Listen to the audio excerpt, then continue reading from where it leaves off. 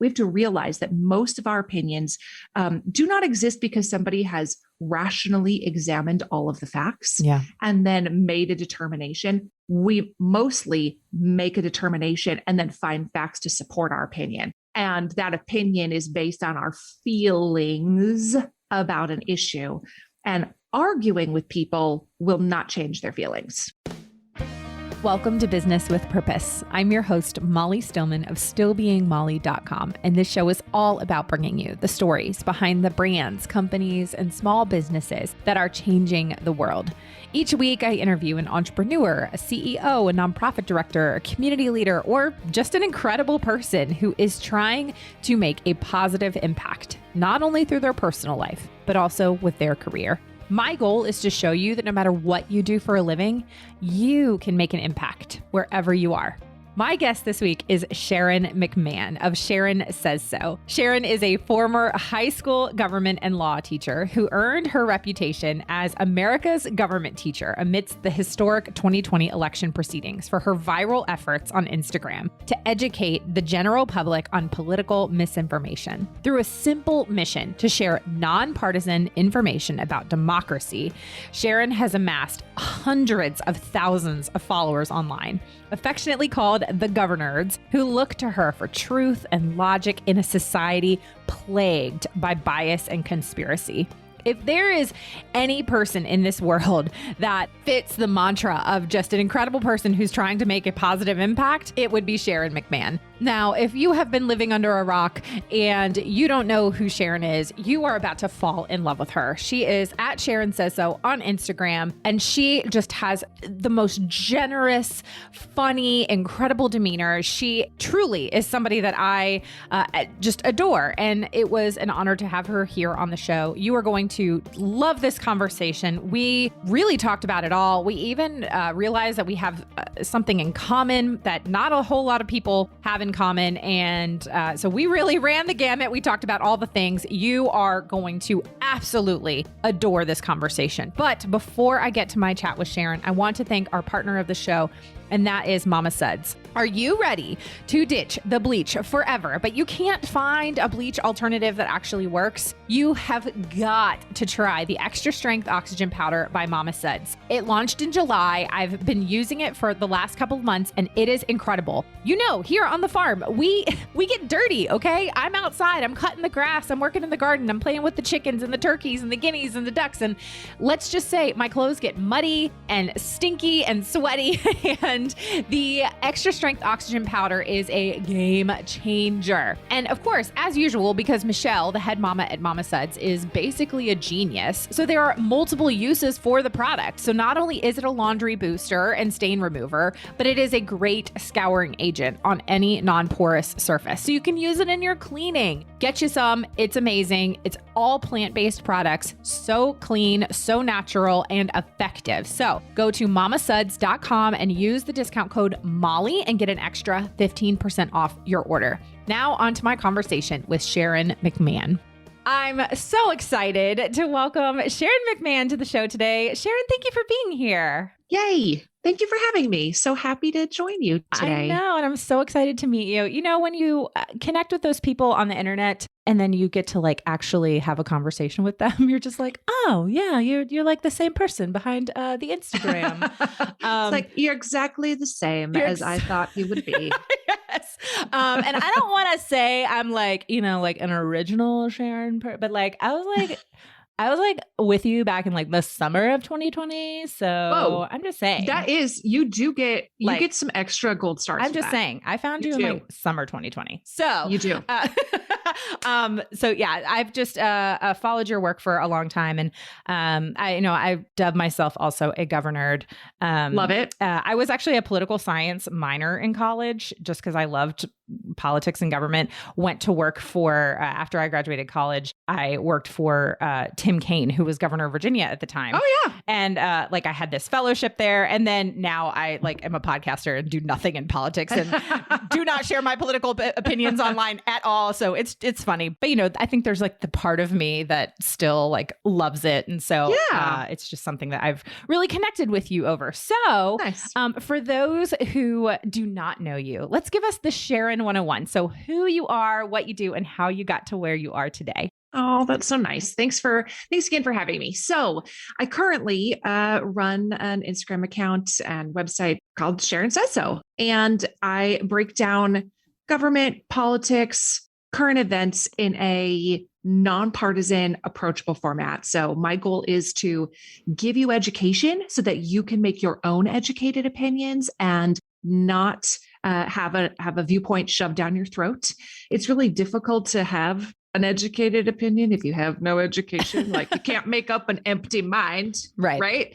So that's really the goal of my account. And we have quite a bit of fun as well. Lots of fun. I do not take myself seriously whatsoever.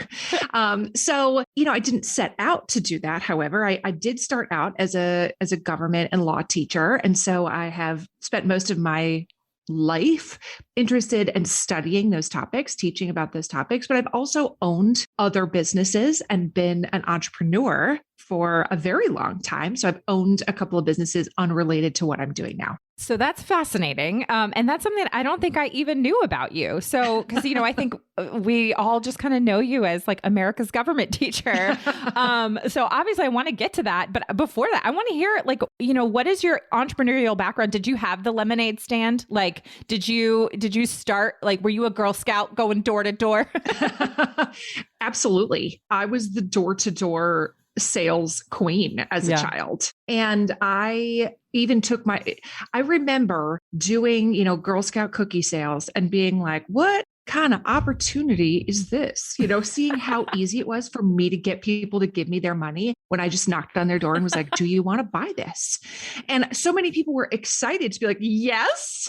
You know what I mean? It was not I just got this feeling that like people were excited when I came to their door. So when I was about 10, I rode my bike to the local drugstore, like it wasn't even a chain. It was just a mom and pop drugstore that sold a little bit of all the things. I bought some poster board and some contact paper and rode carried it on my bike back home and cut up the poster board into strips and then watercolored little designs on the strips, covered them in contact paper. And then I went door to door selling them as bookmarks. Oh my goodness. And didn't tell my mom I was doing this. This was, back in the day when your kids would just go outside and play and they'd come home at dinner time. Yeah. Right. Like there was no keeping eyeballs on your kids 24/7 when I was a child. Yeah. And so over the course of one weekend, I made $50. Oh yeah. You were loaded. Selling. Yes. A 10-year-old with $50 that they made themselves. That was basically bathing in it. That's right. What am I going to do with $50? And my mom was like, where did you get this money from? And I explained that I had gone door to door. And she's like, when? When did you go door to door? And I was like, while I was out riding my bike, I sold these bookmarks for, 2 for $1. And it was, when a 10-year-old comes to your door and is trying to sell you something for $1, chances are good you're going to buy something from them for $1. Oh, yeah. You have some quarters in your purse. Almost everybody that answered the door bought bookmarks for me. I had to go back to the drugstore several times to get more supplies. Was I a talented painter? Absolutely not. Well, anybody who follows you has seen your drawings. No, my art talent is next to none. But that didn't matter. It was the fact that it was a small child coming to your door, or a 10-year-old child coming to your door. So I have a bunch of stories like that, but I have always been entrepreneurial. I had a paper route. I invented little things that I could do to make money. I did tons of babysitting, all that kind of stuff. So literally from the time I was a child, I have had sort of that innate desire to be entrepreneurial. Yeah. Man.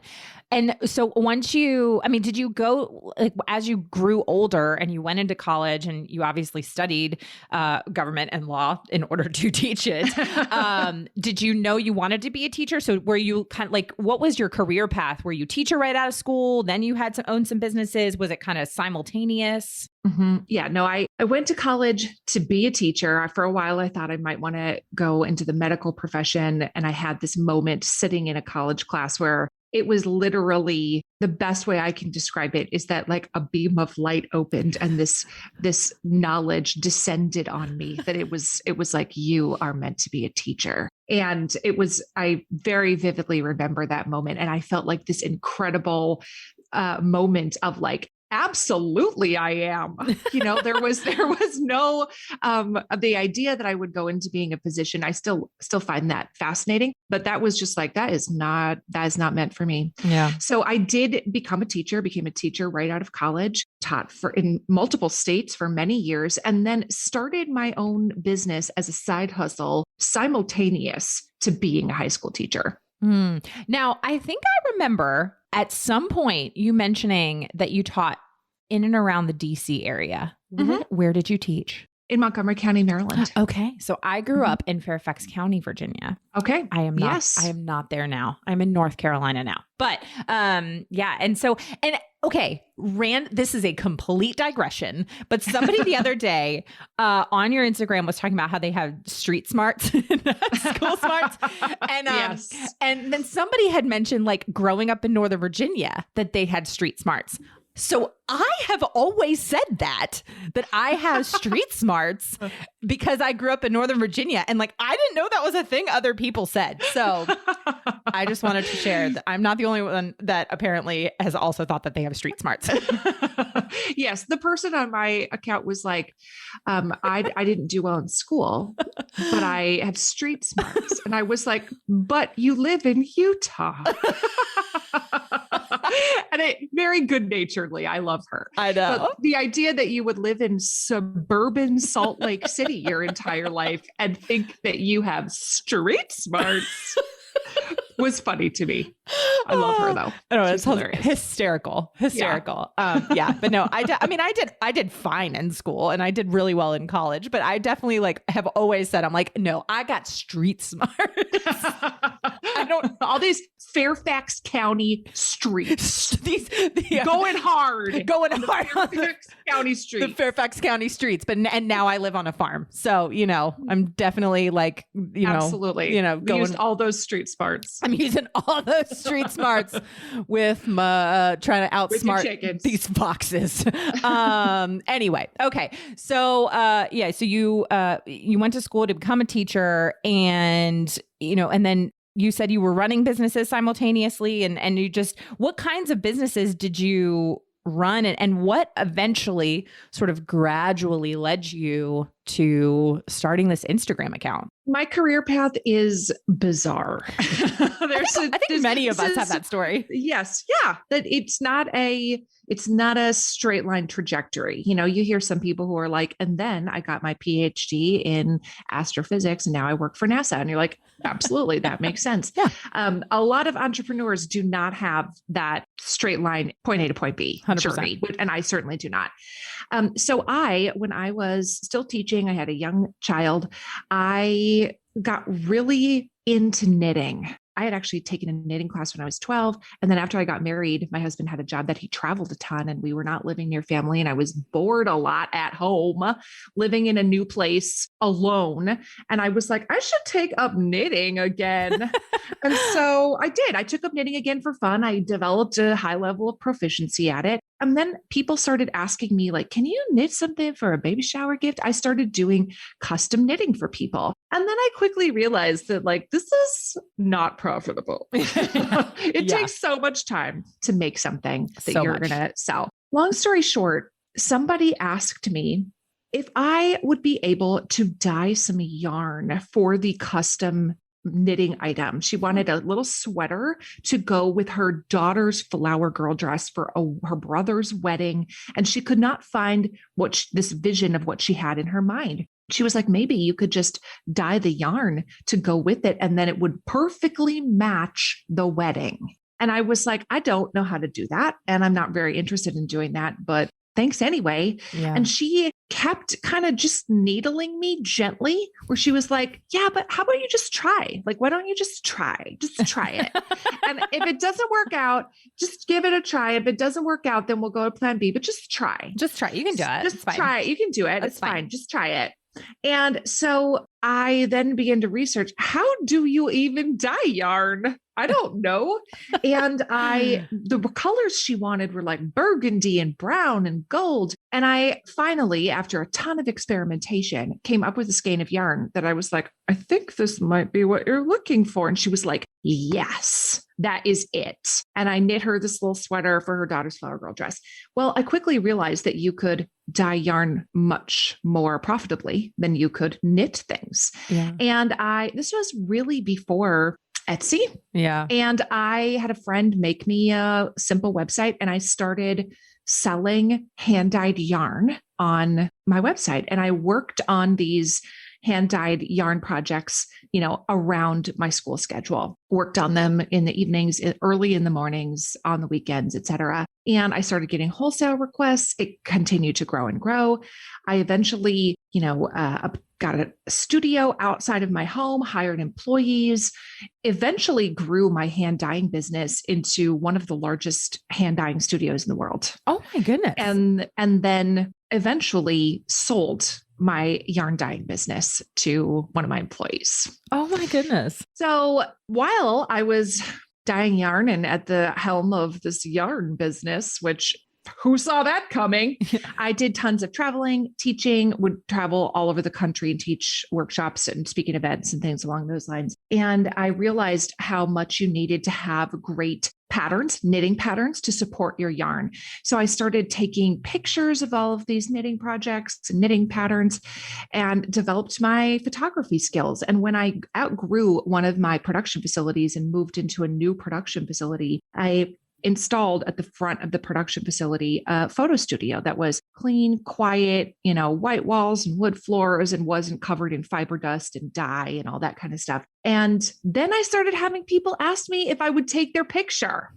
And I developed a passion for photography. And after I sold my yarn business, became a photographer and left the classroom, did photography, full time for a long time, mentored people in the business realm of photography, ran a bunch of, mastermind groups and things like that related to the business of photography. And that leads me to Sharon Says So. And naturally, a yarn dyeing photographer would become a government teacher on the internet. That is absolutely obvious. Yeah, I love it. So COVID obviously changed a ton for the entire world. Yeah. And in March of 2020, we started experiencing shutdowns in my state. My husband had stage 5 kidney failure and was on a transplant list. And so COVID was very, very dangerous for him to get. And working in my photography studio became first of all, it became one of those things that you really couldn't do because the state regulations required people to wear masks indoors. Nobody wants their picture taken with a mask on, obviously. And also I had to keep my husband safe. And so I was forced to take time off from my very, very busy photography business. I shot over 400 sessions a year, very busy. And that gave me the runway to be able to spend a lot of time thinking about, examining, studying all the things that were happening in the world. Yeah. I had always done that, but this gave me a lot more time to do that. Yeah. He had a kidney transplant in August of 2020. Yeah. And in September, at the end of September of 2020, when things with the election were really starting to heat up, I started posting just these little 5-minute explainer videos about here's how the Electoral College works. Yeah. Here's how, we got to this point. Like, here's why this is in the Constitution, et cetera. And the videos were very simple, easy to watch, and nonpartisan. Yeah. They were not pushing an agenda.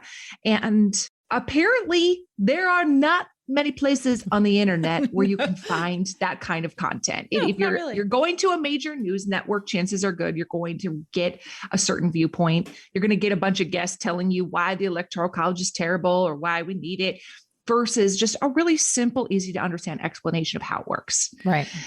So the rest, as they say, is history. It just became something that I discovered people were hungry for. Yeah. Information that was not shoving what they should think down their throat. Yeah. And that's one of the things that I and, the millions of other people who just adore you, I think appreciate. And that was actually something I've wondered and would love to just sort of get your thoughts on, or just kind of share your perspective on, is as you have grown and you have just created this space where you have people from literally all ends of the political spectrum following you, and you hit a nerve that, like you said, that we need that. And, you talk all the time about the bias of, bias doesn't mean that they're lying. It's just that these media outlets need to make money and all these kinds of things. But for you as a human being in America in 2021 who has opinions, how either hard or easy is it for you to really commit yourself to sharing many divisive, so to speak, I'm using air quotes for the listeners, divisive topics or hot topics in such a non-partisan way? Like, how difficult or easy is that for you? That skill of not taking a position and providing fact-based information, that skill is something I developed in the classroom. Yeah. And so I did that every day for a really long time. Yeah. That's, to me, is just being a government teacher. Most social studies teachers that I know have a desire to develop critical thinking in their students. And you can't help people develop critical thinking by telling them what to think. Yeah. They need to be able to examine a topic from more than one angle in order to think critically about it. Right. And so that, to me, is not hard anymore. It was difficult when I was a baby teacher. Yeah. And I did get into an argument, I made a very poor choice to get into an argument with a student once when I was a tiny teacher. And that did not end well for me. And I realized that actually he, number one, did not change his mind by me arguing with him. Mm-hmm. Number two, it only made him mad at me. It only ruined the relationship between us. It made his parents mad at me. It made his parents distrustful of me. And what he said in my mind was indefensible. It was something very, very, very inappropriate in my mind, what he said. And I didn't handle it the right way. It was right of me to address it, but I did not handle it in the correct manner. It really ruined the relationship with him. And so I realized like that I cannot do that anymore. I cannot do that again, even though I know I was right and that he should not have said that. There's a way to go about things. And I had to learn what is the way to go about things. And this is borne out by many, many psychological studies that the more you argue with somebody about their opinions, the more deeply they begin to hold them. And it often has the opposite of the intended effect. It has the opposite effect where they believe it even more when you're done arguing with them. So the way that you go about things matters hugely. You actually just, I guess it was yesterday, we're talking about a conversation that you had with your daughter about music and how it got you thinking about how musical tastes and can be related to political opinions. Can you share that story? Because I just think it was such a perfect example of how we communicate with people, especially people we love, like our children or our spouses and family members. Yeah. I mean, so I asked her, have you ever listened to this band? And she was like, ew, they're so generic. And I was like, no, they're not.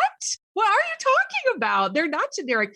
And my daughter loves 70s music. She loves, like Pink Floyd. She loves Queen. She loves Led Zeppelin. And so I was thinking in my mind, she would really love Greta Van Fleet because they said he sounds so much like the singer from Led Zeppelin. Yeah. And I was thinking like, dang, she would really like them. And she was like, they're so generic. And I was like, that is ridiculous. What are you talking about? And she was like, have you ever listened to Oasis? And I was like, excuse me? Oasis? I think my mind, my voice got like higher and higher, like, Oasis is not generic. You know, like in my mind, that was the most ridiculous opinion. Like Oasis good, Greta Van Fleet bad. What? Yeah. And the bottom line is I had this realization that no amount of me trying to tell her why she should like this band and why her opinion about Oasis is wrong, 0% of that moved the needle on her opinion on this band. Right. At no point did she think to herself, I do like them. Yeah. Yeah. And the same is true. Like, think about food. We all have weird food things that we like where you're like, I just really love pickles and ice cream, whatever it is. And then when somebody else is like, why would you like that? It's disgusting. You at no point think to yourself, you know what? I don't like that anymore. Yeah. No, you don't. You also don't begin liking a food that other people tell you is delicious. Right.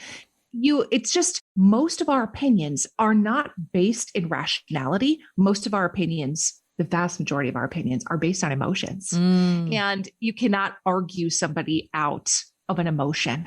If that worked, people would not struggle with mental health issues. If we could just argue people out of the way they feel, the world would be a very different place. And so we have to realize that most of our opinions do not exist because somebody has rationally examined all of the facts and then made a determination. We mostly make a determination and then find facts to support our opinion. And that opinion is based on our feelings about an issue. And arguing with people will not change their feelings. Especially in the comments section on the internet. Oh my gosh, never. It is not going. No, thank you. Thank you. And I love that you talk all the time. And I don't remember where the quote originated from, but just like facts don't care about your feelings. They just don't. And like, that's a hard pill for a lot of people to swallow. And has been a hard pill for people to swallow in the last 18 months is just facts don't care about your feelings. They just don't. You can like the facts, you can dislike the facts, but guess what? They are still facts. And I do not like so it hard. that I do not like it that alligators eat baby gazelles. Yeah, no. While their mothers stand on the shore of the river and watch their baby get eaten. I do not like that fact at all. No. And yet that fact does not require my approval to be a fact. Right. That's not the definition of fact, is do I approve of it? Right. And I feel like many of us have gotten away from that. It's only a fact if we approve.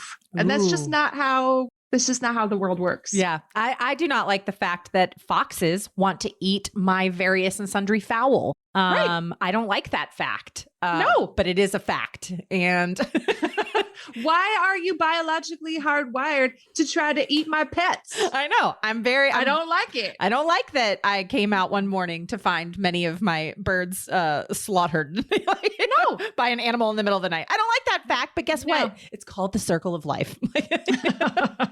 So I don't have to approve of it for it to be reality. Yeah, that's so good. What has been difficult for you? Because I know that, like I said, I started following you, I think around the time that your husband was having his transplant. And, obviously seeing the rapid growth and everything that we faced, there were a lot of things on my 2020 and 2021 bingo card that I did not expect. There were a lot of things that, especially as you grew so rapidly, what was challenging about it?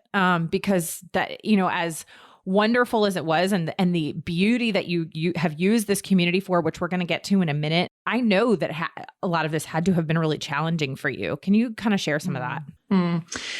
Some of the most difficult things about it are just managing my time and wanting to do all the things. Yeah. Wishing I had more power to do more things and change more things. Yeah. Wishing I had more money, wishing I had more, just more arms. Yeah. Seeing how great the need is and wishing that there was more that I could do personally. So that honestly is one of the most challenging things for me, is just feeling like, I'm that constant feeling of I'm not doing enough. I wrestle with that sometimes, that I'm just not doing doing enough. Yeah. And sometimes other people have to bring me back to earth and be like, how would you do more? Right. You know what I mean? But to me, in my mind, it's just like, you're not doing enough. You're not changing enough. You're not fixing enough things. You're not raising enough money, reaching enough people, et cetera. So that's my own personal issue. It's always challenging when people want to send you hate messages. That's always a challenge for anybody in a public facing social media role. I will say that the vast majority of my community is extraordinarily nice. And as somebody who works in the political space, the amount of hate that I get is minuscule compared to what a lot of the other people would get. People that are attracted to being nasty in the comments section, they're not going to stick around my account because that's not how we roll around here. So those people just move on, and they're not going to get that, whatever it is they get out of being hideous in the comments. They're not going to get that hanging around my account. So I'm fortunate in that that's not like an overwhelming every day, all day kind of occurrence. What is interesting though is how some public figures act behind the scenes. The messages I get from some people who are well-known, who are not at all nice in private. That has been a little bit eye-opening to me sometimes, but it's a good lesson to learn. It's a good lesson for me to learn. It's not something that it doesn't keep me up at night. It's just like, all right, well, I guess I figured that one out. Yeah. And then the other challenging thing is I have teenage children and they're on social media, and I don't do anything on social media that I am ashamed of. I don't do anything that I would not want them to see. I'm very cognizant of the fact that my children are watching me and they're not two. I cannot shield them from it. And I want to leave my children a legacy that they can be proud of, and that they can someday at my funeral be like, Mom did all these amazing things. And she really, she dedicated her life to working hard to change things for the positive. But one of the challenging things is navigating having your children be online and then other people wanting things from your children, where they want to talk about me to my children. They want to get information from my children about me. They want to, that kind of thing is such a new experience for the developed world. Yeah. Yeah.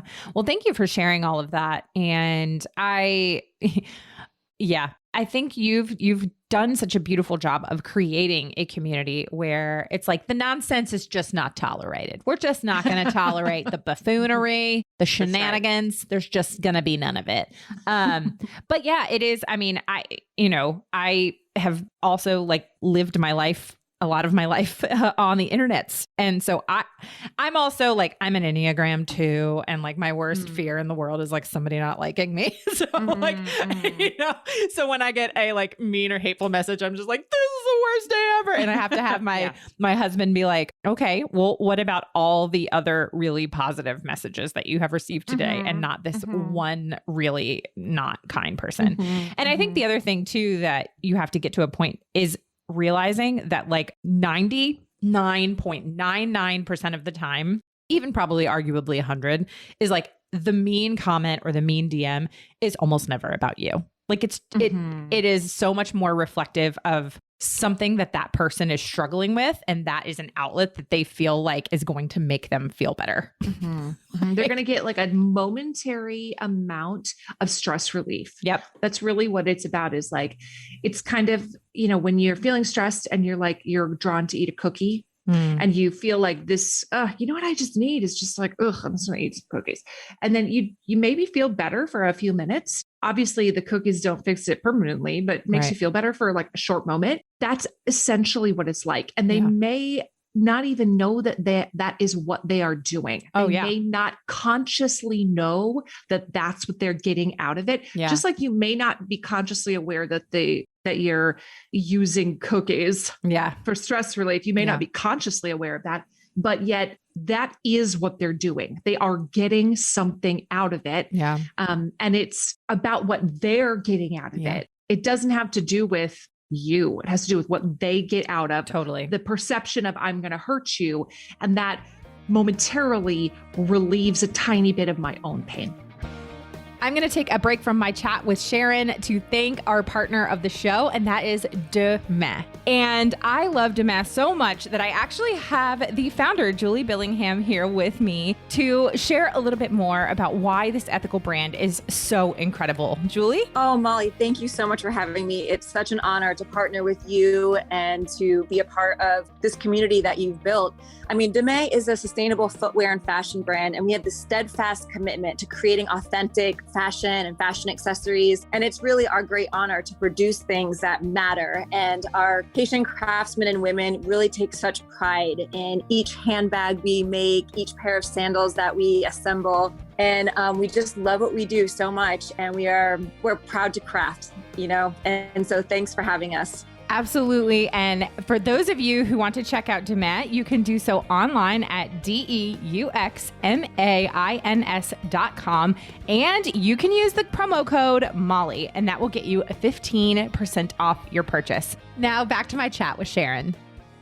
Thank you for saying what you said about leaving a digital legacy. And I think so often we forget that and the legacy that we are leaving behind. And our parents and our grandparents' generations, like the legacies that they left behind were in journals and printed photographs. And many of that stuff can get lost. And the reality is our digital legacies, like these things are staying around forever. And that you are so cognizant of your children watching. And my children are younger. Mine are almost 8 and 5. And so they're obviously not on social media and won't be for a very long time, a very long time. And I just am like, just let you kids know you ain't getting a phone for a long, don't ask me. Don't ask me because the answer is no. The answer is no, and it's not going to change. So there's no amount of like begging or whatever. It's not going to change. But yeah, I mean, I'm cognizant of that because they know that like mommy has a podcast and mommy does stuff online, and like I always think about the fact like anything I do online, I'm like, would I be okay with my 5-year-old or 8-year-old seeing this? And maybe that seems like an overly simplistic or ridiculous thing to ask yourself, but I don't think it is. And someday they will. They will. The internet actually is forever. It's forever. And even if you delete something, it is still easy to dig it up. It's not even hard to dig it up. Yeah. And the idea that your 5-year-old will someday have a phone, because they will, and they 100% will read every word you have written. Yeah. Because that my kids, I used to have a blog a long time ago. They have combed through every word of that blog that I have not posted on in like 8 years. Yeah. You know what I mean? It's fascinating to them to be like, when I was little, mom was doing this. Yeah. They absolutely will read every word that you have written. Yeah. And it's not saying that you need to be Pollyanna and never step one toe out of line, or I'm not saying you can never make a mistake or you can never talk about something difficult, but it's just something to be aware of. And also you have to operate on the assumption that all the kids at their school will also read it and want to talk to them about it. Yeah. Oh, that's such a great point. And you saying that made me think of something. So my mom died when I was a senior in high school. She was a Vietnam vet and, one of the only 11,000 women that served in Vietnam. And one of the things that I have been so grateful for over the years is, so she wrote a book, and it was the first nonfiction account of a woman's perspective of war. It was a New York Times bestseller. And my mom left this just incredible legacy of her fight for women veterans. And, I can comb through, I can read her book and hear her thoughts, and I can comb through, articles about her. And it's one of those things that I don't take for granted. But at the same time, like I didn't read her book until after she died because she wouldn't let me. And I regret not having read it before she died. I mean, it's not something that I could have controlled or whatever, but I think about that. And I think about how that legacy is like, that's so much of like all I have left of her are her slides and pictures from Vietnam and her book and articles about her and asking, other people who knew her questions that I just didn't think to ask when I was a teenager. Cause I was a teenager. And you're very self-focused. Children are developmentally very self-focused. That's just how they are. Yeah. And they're not at that time thinking someday my mom will pass away. Right. And I should glean all the information I can now. They're not they don't have that, forethought. Yeah. Yeah. My dad was a Vietnam vet as well. Oh, and wow. my dad died he died from combat related illness a number of years ago. He had Parkinson's disease from Agent Orange exposure. My mom died because of Agent Orange. Yes. Wow. And it took my dad a long time to fight for, to get benefits. I know exactly. My mom never got them. Yeah. She was sick for 11 years. It took, like the VA did not recognize neurological illnesses as a byproduct of Agent Orange. Wow. And it wasn't until he was, multiple years into his illness that they finally were like, yeah, okay, we'll pay for these medications and, that kind of stuff. Wow. So yeah, my dad didn't like to talk about Vietnam. Yeah. And so he was like a lot of Vietnam vets did not. And so your mom's account has to be extra special because what people experienced there was often so horrific that they had so much PTSD that they were unable to even talk about it without re-experiencing that trauma. Yeah. So they just stuffed it down. Yeah. She wrote it over 12 years after she came back. And this was in the early 80s when it came out, and she received there was an entire organization that was created to discredit her. Oh my goodness. Like she went on 60 Minutes and was like arguing with all these people because people were like, well, what you said in the book didn't happen, because they were in like denial of so many things. And it wasn't till like a lot of people didn't until after she died where they came back and apologized. And we're just like, I'm so sorry. And thank you, by the way, for saying, the fact that it's a weird community of people to be in who've lost a parent to an Agent Orange related illness. And it's like, so the fact that I did not know that about you. And so just like is a special connection. So thank you for sharing that. And I'm not going to cry. What is your mom's book called? It's called Home Before Morning. And her name was Linda Van de Vanner. That was her maiden name was Van de Vanner. Buckley was her married name, Linda Van de Vanner Buckley. If you've ever heard of the show China Beach, there's like rumors that show was based off of her book, and like Dana Delaney's character was like based off of her. But it's when did your dad serve? He was there in the very like let me get the years right. 1968. Yeah. 1968 is when he went there. And he did 2 tours in Vietnam. Wow. He was 17 when he enlisted. And like his parents he enlisted in the Marine Corps, where his parents had to sign that for him to be able to do that. And he knew that his number was going to come up. Yeah. He knew that it was, because he was not going to be, was not going to go to a 4-year university, et cetera. He knew he was going to get called up. So he was like, let me just go now. Let's just go now and get it over with. Yeah. And the Marine Corps really saw some real bad stuff. Yeah. And, they were asked to do some real bad stuff. Yeah. And he had horrible nightmares nearly every night of his life for the rest of his life. Yep. My mom talked about how his sleep was so disturbed that she would wake up multiple times a night with him, talking, being angry, jumping out of bed, thinking, like that reaction, like somebody's trying to get me. Several times he was convinced that my mom was trying to get him in the middle of the night, and then he wouldn't remember it the next day. I mean, there's a lot of, we could talk for a long time about that, but he absolutely was affected by PTSD for the remainder of his life. Wow. I mean, I watched my mom struggle with that until the day she died. I remember going to this is the last thing I say, I'm sorry. We went off on a complete tangent. No, that's fine. But I remember being 15 and going to an NSYNC concert, and my mom took my 5 friends and I, and my mom, this was, closer to the end of her life. And she had been sick for a very long time and was physically not well. But she was bound and determined to take me and my friends to this NSYNC concert. And I remember we went to like Deb. Do you remember that store Deb with like the glitter shirts? Yeah. Yep. So my mom bought this whole outfit from Deb, and it was like leather snakeskin pants and like a glitter shirt. And I just remember being so mortified. But she was like, come on, I wanted to like be one of the kids. And so we went to this NSYNC concert. And if you remember anything about 90s boy bands, there's a lot of pyrotechnics in their concerts. And the opening song, there were fireworks and loud booms. And the next thing I know is she was out. She had made her way out into like the concourse and was like in the fetal position, didn't know where she was, didn't know who I was. And I spent half the concert trying to like figure out how to, at 15 years old, to snap her back to reality.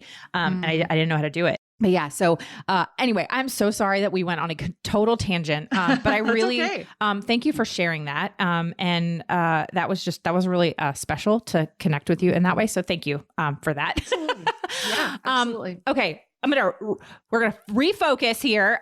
One of the things that I have so admired about you is the way that you have used this rapid growth and this notoriety to impact the world, and how you have raised literally millions of dollars. My best Dr. Evil, millions of dollars for eliminating medical debt and helping just people in need. And can you talk about that and what that has meant for you? It's one of those things that as an Enneagram 3, I definitely have the ability to, I don't want to say disassociate from my emotions, but just to be the option to just be like, I don't need to feel upset about that. And I know that that's weird for like if you're a 4, you're like, but how? How does one do that? I want that. But if there is one thing that it is impossible for me to be like, I don't need to feel feelings about that, it is giving away money. That has been truly since I was a child. That has been my dream, is to be Oprah or Ellen or somebody with enough money that I could just give away. I could just meet somebody's needs without a second thought, without feeling like, without even worrying about it. Just be like, you need to pay off your house. Here's $100,000. Just to be able to do that has always been my dream. Yeah. So this is a way that I have been able to do that, even though I'm not Oprah and I'm not a self-made billionaire. It is incredibly moving for me. It makes me cry every time. Yeah. Crying on the internet, which I know your teenagers love. Yes. Who knew that crying on the internet would be something I would even consider doing? Because prior to this, there's absolutely no way I would have cried on the internet at all. But it's just one of those things that I just can't, like the tears cannot be suppressed. Yeah. I just love it. And I wish I could do it all day, every day. Yeah. You know what I mean? I love it so much. And the idea that giving, of course, changes the life of the recipient, but giving is also incredibly meaningful and revolutionary to the giver. Yeah. And it changes the giver. It does. And the experience of being a giver is just, it's life altering when you get to experience what it's like to change somebody else's life. So I loved not just to help other people, but also to give people the opportunity to be a giver. Yeah. And to be a part of something. And I think that the campaign that I think stands out in everybody's mind is when you did the campaign for RIP medical debt. And what an incredible, I think, not only how powerful it was to eliminate, what was the final number? It was like $100+ million. $147 million. $147 million in medical debt eliminated, which is just unreal. And like, oh man, that was so awesome. But I think the other thing too is the way that people felt like they were a part of it. Like I remember I was like, I'm donating, let's do this. Like, you know what I mean? Like it was just, we all just felt like we were a part of something. And it was like, okay, we smashed that goal. Let's smash the next goal. And it's just, what do you think it was about that got your community so like ready and rearing to go? I think there's a few things. One is that it is something that if you have not been personally touched by it, you absolutely have multiple friends or family members that have been touched by that. Medical debt is something that is so universal in the United States. Yeah. We all know somebody who has experienced that. And aside from the actual physical medical bills, if you have a sick child who has cancer, for example, and the cancer treatment is very expensive, aside from that, you are taking an incredible amount of time off of work. Mm-hmm. Your income is dramatically impacted. And most Americans don't have the ability to just be like, I'm going to take 6 months off of work. And in some cases, children's healthcare is very, it's not available everywhere. You can't get children's cancer treatment everywhere. A lot of times you have to travel, and then you have to stay somewhere, and then you have to pay to stay somewhere. The idea that people are bankrupted by medical debt through no fault of their own. No parent would choose for their child to get cancer. No parent would choose for something horrible to happen to their child or their spouse or whatever. Through no fault of your own, you're experiencing this tragedy. And as if it's not tragedy enough that your child is sick, now you're saddled with all of these other debts and financial burdens. So I think it's something that everybody can relate to. And the idea that your $5 moves the needle. Yeah. And like having that little, thermometer gauge where people could refresh the screen and watch the number go up. That's exciting. It is. It's exciting to be like, oh my goodness. Yeah. We are almost ready to hit, $500,000 donated. Like that's so exciting. Like we got to get there. And it encouraged people to be like, I'm going to give $5 more because I want to watch the needle move up, So there were multiple people who said, I wanted to see us hit that goal. And so I donated a second time. So it is a little bit like you're all pulling a heavy object together, and everyone picks up a chunk of the rope and starts walking, and we can all turn around and look back and be like, oh, it's moving. Oh my gosh, we're doing it. We're doing it. It's part of this. You feel part of a community, even though your own contributions to pulling the rope are probably small. All of you working together are doing something big. So I think that's part of it too, that together we can do something incredibly impactful. You do not personally need to be Oprah to change somebody's life. Mm-hmm. And all of that kind of coalescing made it such an impactful opportunity for people to become givers. Yes. Oh yeah.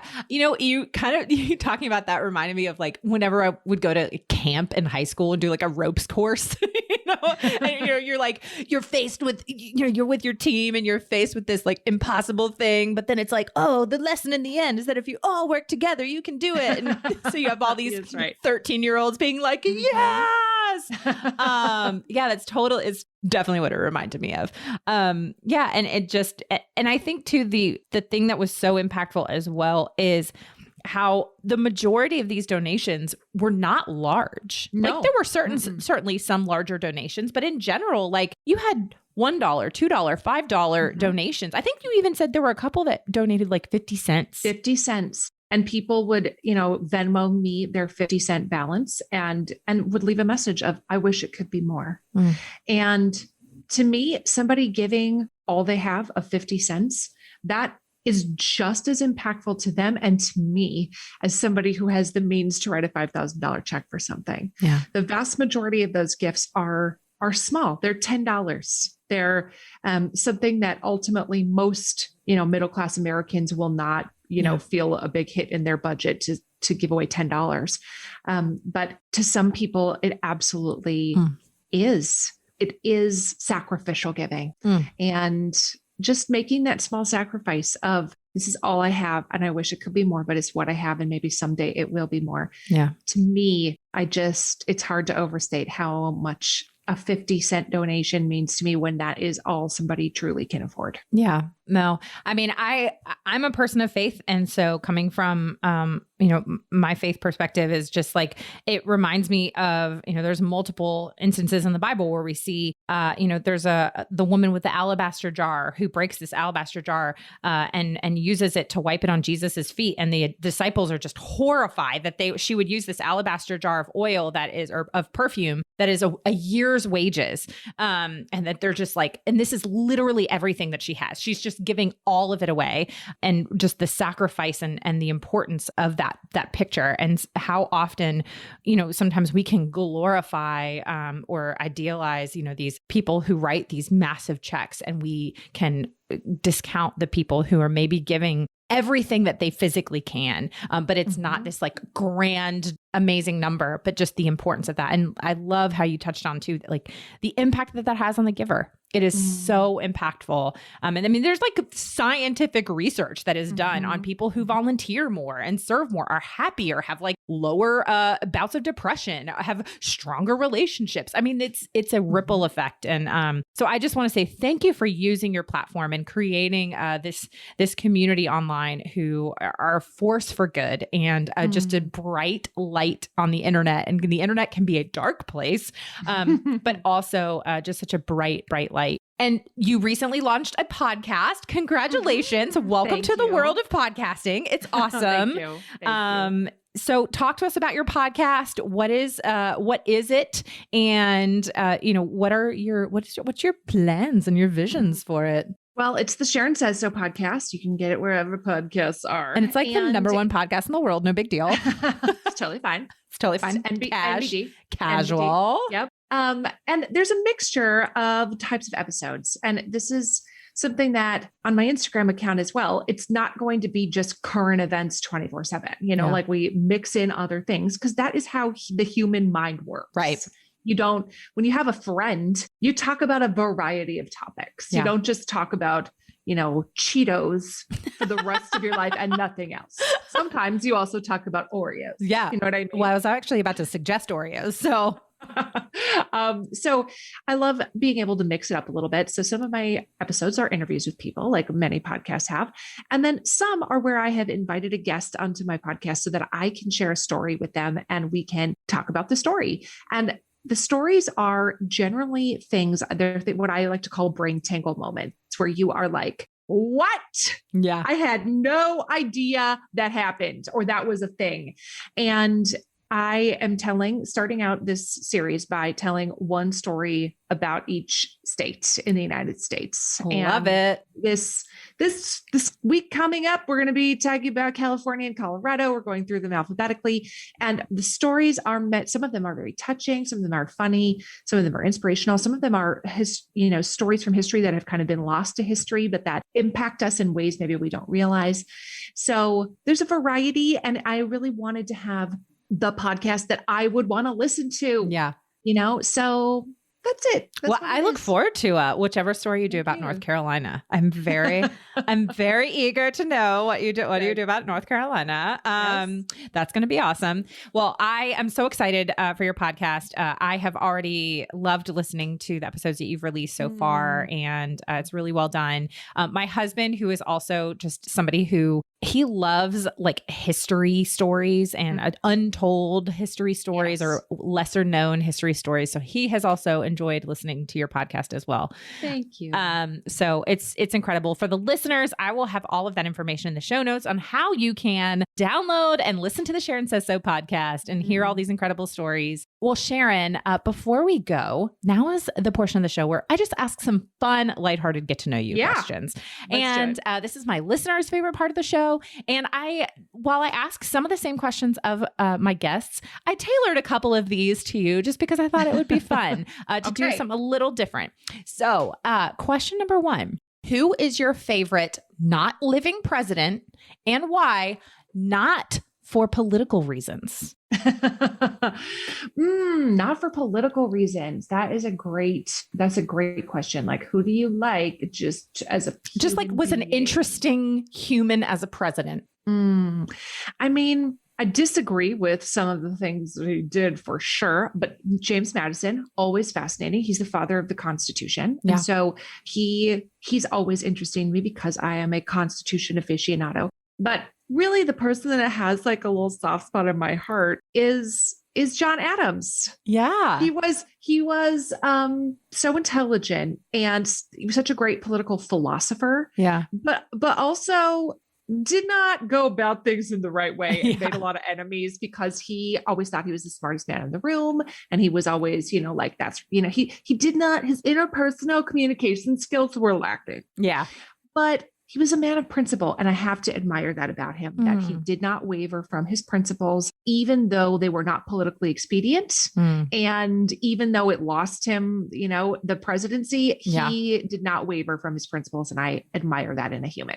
Oh, I love that. That's a great answer. And I want to bring up a quick point that you shared actually in the first episode of your podcast, where you were talking about the story of Vice President King, who was vice president for not very long. And you had a great conversation at the end with your guest where you were talking about how we can live in this tension of appreciating things that important figures in our history did, while also living in the tension of that they made some really poor decisions as well, and did some things that were considered reprehensible then, or not necessarily considered reprehensible then, but are considered reprehensible now. And so I just admire that about you, is just your ability to kind of talk about these things and say like, hey, we can say like, oh, this person did a lot of really good things and also a lot of really bad things. Right. And James live in Madison, father of the Constitution. America is what it is in large part because of his contributions. And also he enslaved people. Yeah. Yeah, absolutely. It's not an or, it's an and. He did this and he also enslaved people. Yeah. And we absolutely should not ignore that. We cannot be like, well, that doesn't matter because that was, that's how it was then. It wasn't that way to John Adams. John Adams thought that was reprehensible. Yeah. And so did a lot of people. So it wasn't that nobody at the time thought that enslaving people was acceptable, or, a lot of people felt it was unacceptable. Obviously he did not, but yet we also cannot just pretend that James Madison's contributions to the United States were zero. Yeah. Because they weren't zero. Yeah. Yep. It is a challenging tension to live in for sure. For sure. Okay. Favorite whale, go. I do have a soft spot for humpbacks. I really do. They're just so friendly and charming and curious and non-predatory. And you just kind of want to snuggle them. You just kind of want to give them a snuggle because they're so cute. And, especially those babies who are constantly like, this is a boat. They're so curious and they haven't learned that about boat propellers yet. And I just love those humpbacks so much. Oh my gosh, I love it. Okay. If you were transported 400 years into the past with no clothes or anything else, how would you prove that you were from the future? Oh my goodness. With no clothes? No clothes. Naked? Yeah, you're naked. I mean, you'll clothe yourself with something you find. I'm naked in the past. And I need to prove that I'm from the future. Yes. And I will do that while naked. I realize this is a ridiculous and absurd question, and this is why I love asking it. Well, if you take a piece of advice from Outlander. Outlander? I haven't, but everybody tells me that I should. So where she travels back in time hundreds of years and has to try to prove to people that she's from the future. Okay. So you have a little experience with this. She predicts historic events and is like, oh my goodness. This is the Battle of Gettysburg and this side is going to win. I mean, it's not really the Battle of Gettysburg, but she predicts with accuracy what will happen. And people are like, oh, she's a witch. And she's not a witch, but that's how she convinces people that she is from the future. Okay. So you would basically just do that. And you have a lot of knowledge about, historic events. So you'd probably be pretty poised to prove yourself. Yeah, I've heard that I would like Outlander, especially because it like takes place some in North Carolina. So some of it does. Yeah. The later seasons do. Well, there you go. And during the time of, during the colonial period and prior to the Revolution. And then she convinces people in North Carolina that she is from the future because she correctly discusses historic events from the Revolutionary War. Well, there you go. I love it. Okay. What is bringing you so much joy right now? Animal videos on Instagram always bring me joy. Yes. When there are videos where you're like, that is a dog that is doing something so cute. I always just love that little mental break of some kind of animal video. TikTok brings me a lot of joy. It really does. The deep fake of TikTok. the presidents singing songs. I know. I learned so many interesting things on TikTok. TikTok has learned my algorithm very well. Very well. And it feeds me the information that I want. I love it. Oh, it's fantastic. That's fantastic. Okay. And then my last question is a question I ask all my guests. And that is, Sharon, what does it mean to you to run a business with purpose? That is a great question. To me, it means always being aligned with your values and knowing that even if something is a great business decision, it's not even something that should be a consideration if it doesn't align with your higher values. So to me, it's that guiding North Star and not charting a course that moves you away from that. So good. Sharon, thank you for being here. Where can people best connect with you online? If they're interested in taking your workshops and things like that, where can they do that? So my website is SharonMcMahon.com. And then my Instagram account is @SharonSaysSo. Thank you so much for being here. This has been a true joy. I could ask you 700 more questions, so I'm just going to have you back on at some point. That's right. Anytime. Thanks for having me. Friend, I would love to know what you loved about this episode or something that you learned. Find me on social media. I'm @StillBeingMolly or @Business with Purpose Podcast on Instagram and Facebook. And don't forget to use that hashtag Business with Purpose Podcast when you're sharing the show with a friend. Thanks so much for listening to this week's episode. If you are a first-time listener of the show, welcome. Be sure to check out the archives for past shows featuring so many incredible entrepreneurs, business owners, community leaders who are changing the world. If you are a regular listener of the show, thank you. Thank you for your support. Thank you for tuning in and week out. Be sure to head on over to Apple Podcasts, Spotify, Google Play, Radio Public, Overcast, Stitcher, basically wherever you get your podcasts. Click that subscribe or follow button. To click that button means you will never miss a new episode of the show. And while you're there, would you take a moment to just leave a review? Would you take a moment to maybe share one of your favorite episodes with a friend? Leaving a review, sharing the show with a friend. It is totally free for you, and it is the biggest help for me in the entire world. You have no idea how much I appreciate it. It just also helps me to know what you're liking and how the show is impacting you. As always, this show is produced by the incredible team at Third Wheel Media. Thank you so much for listening. Now go do something good with purpose, on purpose.